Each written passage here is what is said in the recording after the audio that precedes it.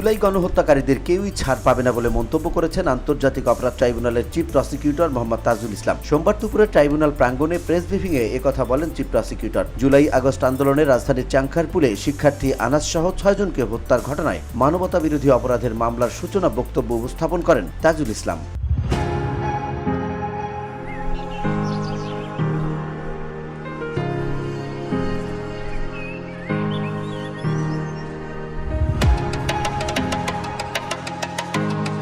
তাজুল ইসলাম বলেন, যারা মনে করেছিলেন বাংলাদেশে গণহত্যা চালিয়ে পার পাওয়া যাবে কিংবা প্রতিবিপ্লব ঘটিয়ে বিচার কাজকে বানচাল করা যাবে, তাদের জন্য পরিষ্কার বার্তা হলো, যারা অপরাধ করেছেন তারা কেউ ছাড় পাবেন না। বিচারের প্রক্রিয়া কোনোভাবেই বন্ধ হবে না।